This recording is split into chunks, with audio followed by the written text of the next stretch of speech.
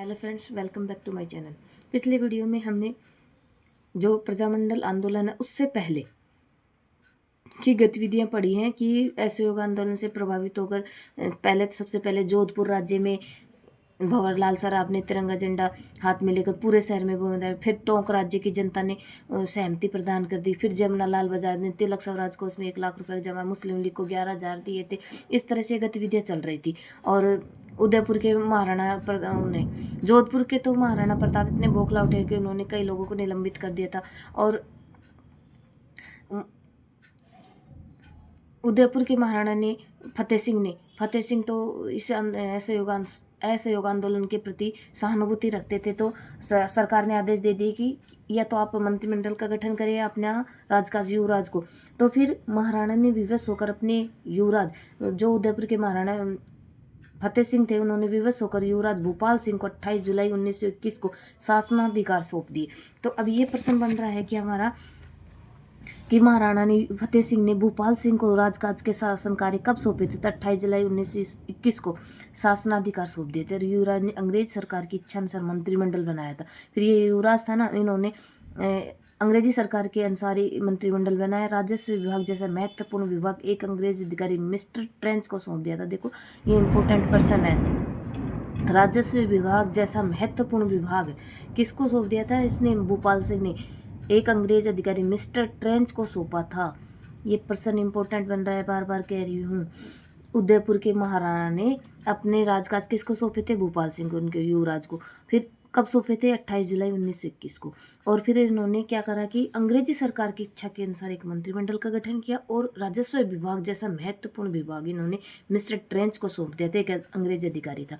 अब देखते हैं बीकानेर में प्रजामंडल आंदोलन की गतिविधियां किस प्रकार चली, क्या हुआ।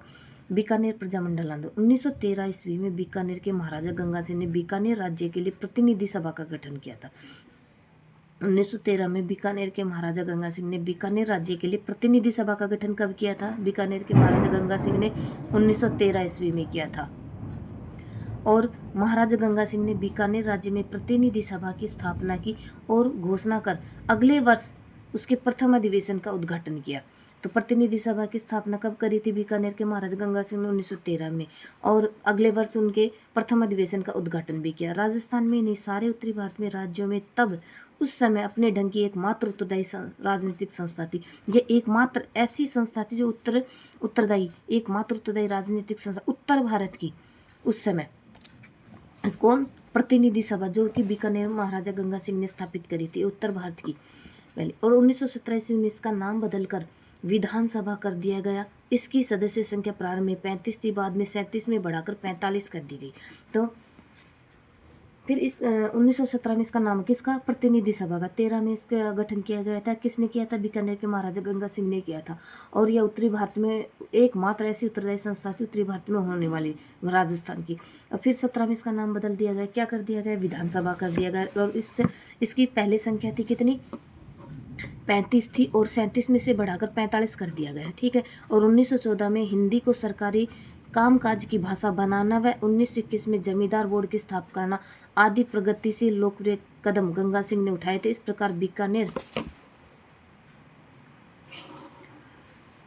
बीकानेर राजस्थान पहला राज्य था जिसने बीकानेर में प्रजामंडल आंदोलन को आगे बढ़कर संरक्षण प्रदान किया था। तो ऐसा भी पूछा जा सकता है कि पहला राज्य कौन सा था जो प्रजामंडल आंदोलन को आगे बढ़कर संरक्षण प्रदान किया था? तो बीकानेर राज्य ने। और इन्होंने क्या क्या कदम उठाए थे? एक तो 1914 में हिंदी को सरकारी कामकाज की भाषा बना दी थी। सरकारी कामकाज की भाषा किसके द्वारा बनाई गई थी? हिंदी को 14 में महाराजा गंगा सिंह ने। और 1921 में जमींदार बोर्ड की स्थापना, ये सब कार्य किसने किए थे? गंगा सिंह ने उठाए थे।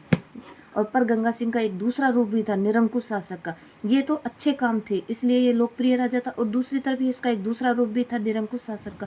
जब उन्हें लगा कि ब्रिटिश भारत की राजनीतिक हवा बीकानेर को भी प्रभावित कर सकती है, तो उन्होंने 4 जुलाई 1932 को बीकानेर सार्वजनिक सुरक्षा अधिनियम लागू किया, जिसका उद्देश्य जन जागरण को दबाना था। जब ये सारी गतिविधियां खुद के द्वारा भी करी जाती थी, तो जब उनको लगा कि ये सारी ब्रिटिश भारत की राजनीतिक बीकानेर को प्रभावित कर सकते हैं, तो उन्होंने क्या किया?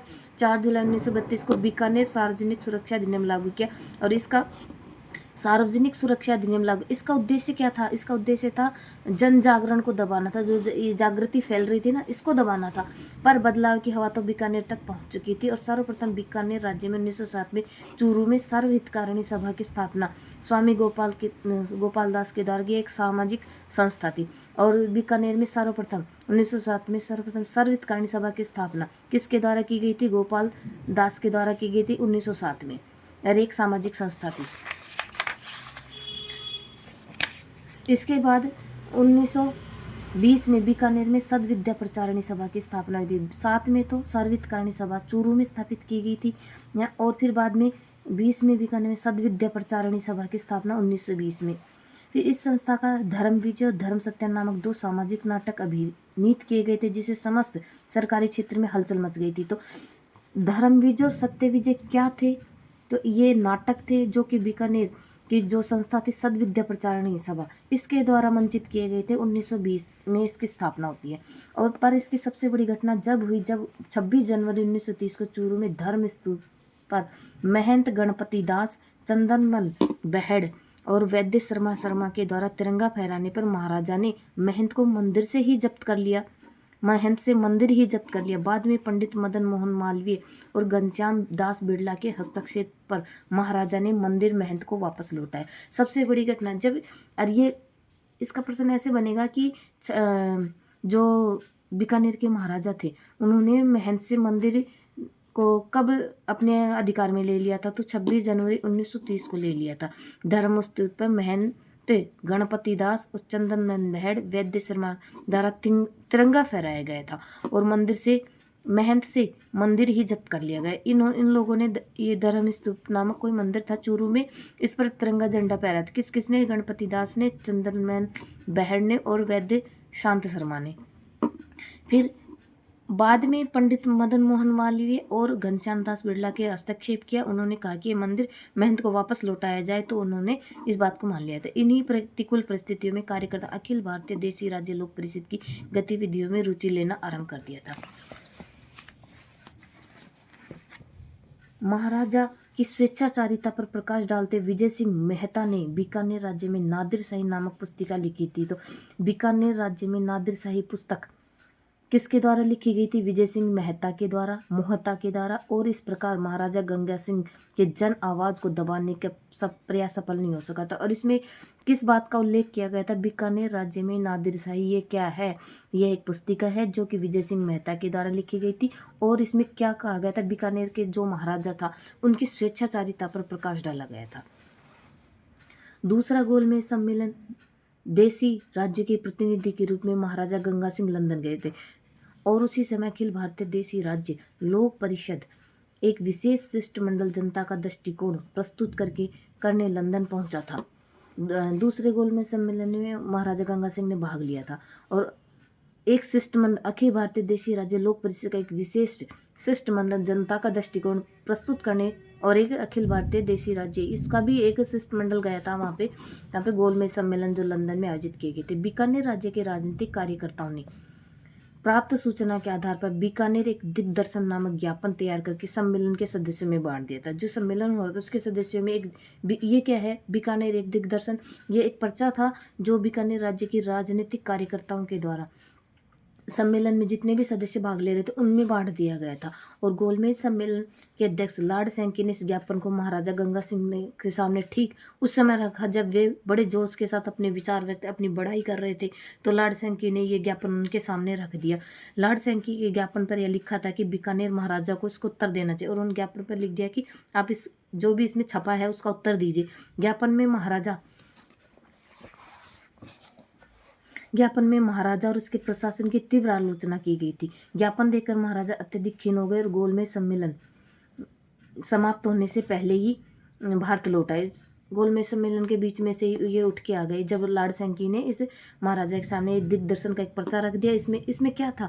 बीकानेर महाराजा की आलोचना की गई थी और उन्होंने इनसे उत्तर मांगा था। गोलमेज सम्मेलन के आने के बाद गंगा सिंह का रुख आक्रामक हो गया। जब उन्होंने ऐसा देखा तो उन्होंने क्या किया? बीकानेर में पंजाब से आने वाले गेहूं पर जकात शुल्क लगा दिया। पंजाब से जो गेहूँ आता था उस पर जकात शुल्क लगा दिया। इसके विरोध में चूरू में 11 जनवरी 1932 को भालचंद कोठारी की अध्यक्षता में एक सार्वजनिक सभा हुई थी। जब इस पर गंगा सिंह ने पंजाब से आने वाले गेहूं पर ज़कात शुल्क लगाया था, तो चूरू में एक 11 जनवरी 1932 को एक सभा होती है, किसकी अध्यक्षता में, भालचंद कोठारी की अध्यक्षता में, और महाराजा के बढ़े शुल्क को वापस लेने की मांग है। और इस सभा में क्या किया गया था कि इस बढ़े शुल्क को वापस लो, और महाराजा इससे कुपित होकर दल बल सहित मनदाता सिंह को चूरू भेजा था। तो ये जब सभा हो रही थी, किसको भेजा था? दल बल सहित मनदाता सिंह को चूरू भेजा था। इसके बाद चंचलमल बहड़, सत्यनारायण सराफ, वैद्य शांत शर्मा, मास्टर ज्ञानचंद और महंत गणपत दास, स्वामी गोपाल दास, बद्री प्रसाद खुबारा व प्यारेलाल को बीकानेर षड्यंत्र केस के नाम से गिरफ्तार कर लिया गया।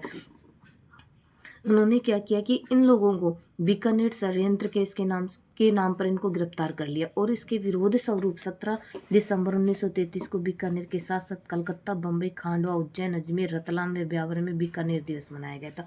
तो बीकानेर दिवस कब मनाया गया? 17 दिसंबर 1933 को मनाया गया था। और इसका प्रचार ये कहाँ कहाँ मनाया गया था? तो देखो, ये तो सब पढ़ाते हैं, बताते हैं कि 17 दिसंबर 1933 को बीकानेर दिवस मनाया गया था। तो ये कहाँ कहाँ मनाया गया था? तो ऐसे भी ऑप्शन में दिया जा सकता है, कलकत्ता, बम्बई, खांडवा, उज्जैन, अजमेर, रतलाम, ब्यावर में बीकानेर दिवस मनाया गया था। हमें ध्यान रखना होगा ये सब, कलकत्ता, बम्बई, खांडवा, उज्जैन, अजमेर, रतलाम एवं ब्यावर में बीकानेर दिवस मनाया गया था। अब बीकानेर प्रजामंडल की स्थापना हम नेक्स्ट वीडियो में पढ़ेंगे। इस वीडियो में इतना ही। अगर आपको जानकारी अच्छी लगती है तो मेरे चैनल को लाइक से सब्सक्राइब जरूर करें, कमेंट करना बिल्कुल भी ना भूलें, और आपका वीडियो देखने के लिए बहुत बहुत धन्यवाद।